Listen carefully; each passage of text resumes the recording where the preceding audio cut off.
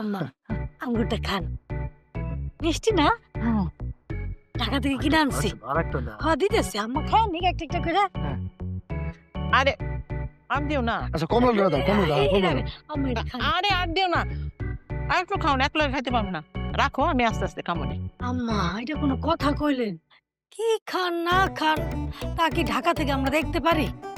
বাবা এটুক বুঝতে পারি কে আপনারা কতটুকু যত্ন করে। আম্মা কোনো চিন্তা করেন না, আমরা যখন চলে আসছি এখন থেকে আপনার অযত্ন আর হইব না। প্রত্যেকদিন নতুন নতুন আইটেম রান্না করে আপনার খামু। এই তুমি প্রতিদিন বাজার করবা কিন্তু। আরে সে নিয়ে তোমার টেনশন করতে হবে না, আমি প্রস্তুত আছি। মা, গ্রামের বাড়িতে তুমি থাকো, তোমার অনেক কষ্ট হয়, সে আমরা বুঝতে পারছি। ঢাকা শহরে আর থাকতে চাইতেছি না মা। ঢাকা শহরে থেকে যে টাকা বেতন পাই বাসা ভাড়া দিয়ে শেষ হয়ে যায়। তাই ভাবছি আমি এখন থেকে গ্রামে থাকুন, একটা ব্যবসা বাণিজ্য করব, তোমার সেবা যত্ন করব, তোমাকে দেখাশোনা করা হয়ে গেল।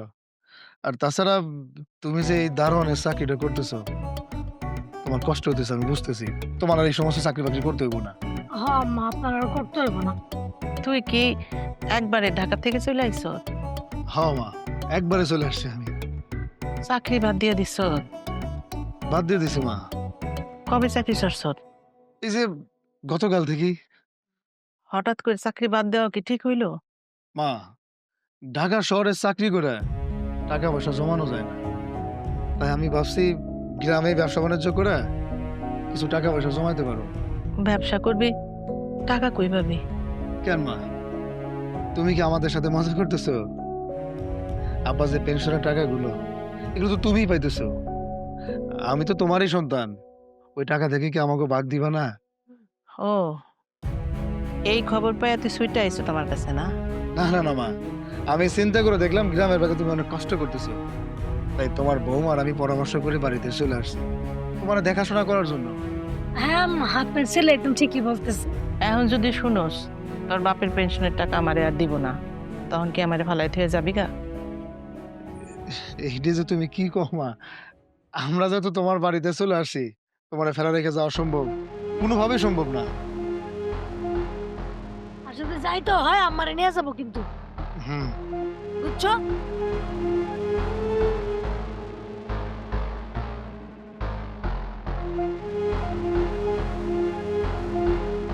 আরে বাপ রে বাপ, তোমার ভাইয়ের ভাবি তো একবারে জমায়ে ফেলাইছে সবকিছু। কি জমা ফেলাইছে? তোমার তো কোনো খবর নাই। তোমার ভাই আর ভাবি মুখের মধু দিয়া ফিন্নি রাইন্দা তোমার মারে খাওয়াইতাছে। আরে কি আবল তাবল কইতাছো, আমি তো কিছুই বুঝতে পারতাছি না। কি ফিন্নি টিন্নি কি কইতাছো? জোর করে মারে ফলমূল খাওয়াইতাছে, আরো কত মিষ্টি মিষ্টি কথা। আমরা আগে তার ঠিক মতন খাওয়াই না, তার খবর নেই না। এর লেগে হারা ঢাকা থেকে বাড়িতে চলে আইছে। মারে চাকরি করতে দিব না, তারে বসায় বসায় খাওয়াইবো, এগুলো করে তোমার মারে হাত করতে চাইতেছে। এত পরে তো এতদিন কই আসছিল? তোমার ভাই ভাবি অনেক শিয়াল, যে 40 লাখ টাকার কথা শুনছে ঢাকার থেকে বাড়িতে চলে আইছে। এখন মারে ফসলায় ফাসলায় সবকিছু নেওয়ার চেষ্টা করতেছে। দুইটা একদম পাক্কা অভিনয়। এতদিন যাগো কোনো খবর আসলো না, এখন আইসা রসের আলাপ শুরু করে দিছে, তাই না? আর মার কাছে উল্টাপাল্টা কই আমার ছোট করতেছে। ছোট করতেছে না, ছোট করে ফেলাইছে। তোমার ভাবি যে ডাইনি, খুব ভালো করে চিনি তারে। মারে ফুসলায় ফাসলায় হাত করার চেষ্টা করতেছে। আর একবার যদি তোমার মা হাত হয়ে যায়, বুঝতেছো কি হইব? ওরা ফুসলায় ফাসলায় মার থেকে সব লেখা নিব। তারপর আমগর কি হইব? আরে না না না, দূর, এই কাজ করতে দেওয়া যাবো না। আর আমার মনে হইতাছে মা জীবন এই কাজ করবো না, এটা আমার বিশ্বাস। তোমার মনে তুমি বিশ্বাস করলো, আমি কিন্তু বিশ্বাস করি না। আর একটা কথা সবসময় মনে রাখবা, একটা মানুষের মন ভুলাইতে বেশি সময় লাগে না। একটু মিষ্টি মিষ্টি করে কথা কইলে এমনিতেই সব হয়ে যায়। শোনো, তাহলে তুমি একটা কাম করো।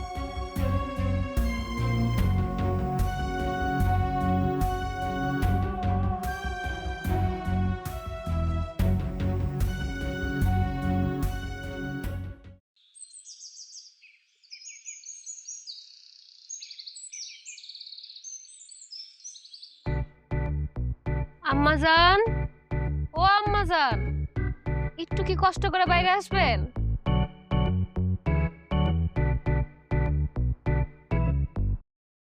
কি হয়েছে বৌমা? আমি আপনার লেগে আমার নিজ হাতে গরুর মাংস রান্না করছি, চলেন কয়টা ভাত খাবেন। হঠাৎ করে গরুর মাংস নাছো কেন মা? আমি তো গরুর মাংস খাইতে চাই নাই। আম্মা, আপনার কি সবসময় চাইতেই বউ? আমি আপনার ছেলের বউ না? আমার তো একটা দায়িত্ব আছে, তাই না? আম্মা মনে হয় গরুর মাংস পছন্দ করে না। আম্মা, আপনি কি খাসির মাংস খাবেন? খাসির মাংস আনাই? এই, তুমি দাঁড়া রয়েছে কেন? তাড়াতাড়ি বাজারে যাও, যা আম্মার জন্য খাসির মাংস নিয়ে এসো, আমি গরম গরম রান্না করে দেই। আচ্ছা ঠিক আছে, আমি যাইতেছি। আচ্ছা মা, আমি কি খাসির মাংস নিয়ে আসবো নাকি খাসির মাংসের সাথে দেশি মুরগি নিয়ে আসবো? আরে, কোনটা? কিছু আনতে হবে না, তুই থাম, যাওয়ান লাগবো না। মা কি একবারও বলছে তার গরুর মাংস পছন্দ না? আপনি আমার সাথে চলেন, আর আপনি যদি খাসির মাংস খাইতে মন চায়, এটাও আমি আপনার ছোট পোলারে কইতেছি আইনা দিব, আমি রান্না করে দিব। বাহ, অনেক আয়োজন মনে হইতেছে। ছোট পোলার ঘরে গরুর মাংস, বড় পোলার ঘরে খাসির মাংস। আরে আমার ভাবি তো খাইতে খাইতে দিশে আর হয়ে যাবো। আসসালামু আলাইকুম। ওয়ালাইকুম আসসালাম। তা বাবা তুহিন, বউ নিয়ে কবে আসলা ঢাকা থেকে? এই তো চাচা, গতকালকে আসছি। বাহ, খুব ভালো। ভাবি সাহেবা, আপনার ছেলেদের আর বউদের আপনার প্রতি ভালোবাসা আর আদর দেখা আমি তো মুগ্ধ। আমার মনে হয় এই সময় আসাটা ঠিক হয় নাই। না ভাইজান, আপনার আশা ভুল হয় নাই। আপনি খানান, আমি আইতাছি।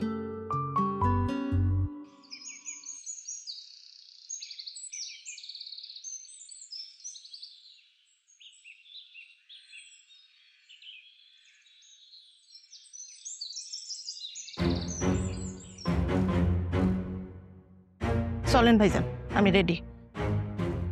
মা, তুমি এই ব্যাগ লয়ে কই যাইতেছো? ও, তোমরা কেউ কিছু জানো না?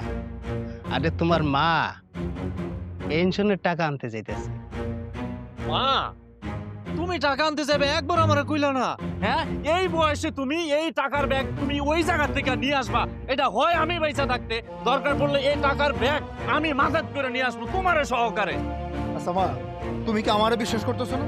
তুমি আমার আগে বলতাছো তুমি ব্যাংকের টাকা উঠাতে দেবা, আমি প্রয়োজনে প্রাইভেট কার ফোন দিতাম, প্রাইভেট কারের ড্রাইভার তোমার বাড়ি থেকে এসে নিয়ে যাইতো। হ্যাঁ চলো, আমি যাবো তোমার সাথে। আরে ভাইজান, তোমার যাওয়া লাগবো, তুমি শহর থেকে আইছো, তুমি এগুলো কাজ টাজ করা লাগবে না। আমি বাইচা আছি না, আমি ছোট ভাই আছি না, তোমার যাওয়া লাগবে না। তুমি শুধু শুধু কি লেখা কষ্ট করবা, তুমি ঘরে যাও। আরে রাখ, তোর যাইতে হইব না, আমি খুব ভালো বুঝি। তুই তো আমার ছোট নাকি? মা চলো এই, তো আমার সাথে, থাম। আমি স্যার, তোমার তো- নিয়ে যেতেছি, চলো। স্যার, স্যার, কি শুরু করছো তো এগুলা? তবে কারো আমার লগে যাওয়ান লাগবো না।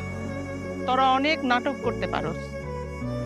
তগু মতো দুইটা সন্তান জন্ম দিয়া আমি যে আঘাত পাইছি, কলিজা সিরা দেখাইলেও আমি কাউরে বুঝাইতে পারম না।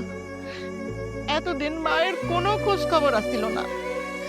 মা কি খাইতাছে, কেমনে চলতাছে, কোনো খোঁজ খবর আসছিল না। একজন তো শহরে বউ নিয়ে সুখে শান্তিতে আসিল, মায়ের দুইটা টাকা দিয়েও সাহায্য করে নাই।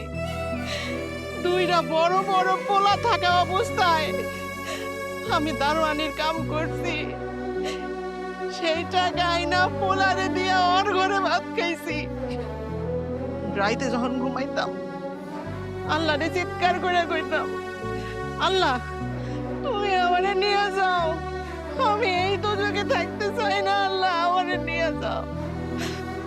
মাঝে মাঝে ঘরে শুয়ে শুয়ে ভাবতাম, আল্লাহ যদি আমার নিঃসন্তান বানাইতো তাতেও আমি খুশি থাকতাম।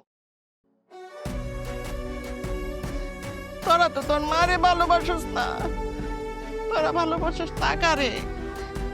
যখন শুনছ তোর বাপের পেনশনের টাকা আমার নামে আইছে, তখন তোরা দুইজন হয়ে গেছো এই দুনিয়ার সবচেয়ে ভালো পোলা, আর তগো বউরা হয়ে গেছে সবচেয়ে ভালো বৌমা। তোরা সবাই লোভী, তোরা টাকার লোভে আমারে ভালোবাসছ। আসলে আমার প্রতি তগো কোনো ভালোবাসা নাই, কোনো মায়া মমতা নাই। তোরা কি ভাবছ টাকা পাওনের লগে লগে আমি দুই ভাইরে টাকা ভাগ কইরা দিব, তোরা সুখে শান্তিতে থাকবি, আর লাথি মাইরা আমারে বাড়ির থেকে বাইর করে দিবি, আমি পথে পথে ঘুরুম মানুষের লাথি উস্তা খামু? তগো দুইজনের টাকা দেওয়ানের থেকে টাকা আমি নদীতে ফালাই দিব, তবুও তগো দিব না। এর জন্য আমি ঠিক করছি আমার যত সম্পত্তি আছে, টাকা পয়সা আছে, সব আমি এতিমখানায় দিয়ে দিছি। এখন আমি এতিমখানায় থাকুম, যতদিন বাচ্চা থাকুক ওরা আমারে খাওয়াইবো পড়াইবো, আর আমি যেদিন মইরা যামুগা সেই দিন ওরা আমারে দাফন করবো। মা মা গো, মা আমি ভুল করে ফেলাইছি, তুমি আমার মাফ করে দাও, তুমি কোথাও যাও না মা। মা ও মা, এই বাড়ি থেকে তোমার কোথাও যেতে দেবো না মা। আমরা মানছি অনেক অন্যায় করছি, অনেক ভুল করছি, তুমি আমাকে মাফ করে দাও। আম্মা আমাদের মাফ করে দেন আম্মা। রহিম ভাই ভুল করছি। চলেন। মা আম্মা আম্মা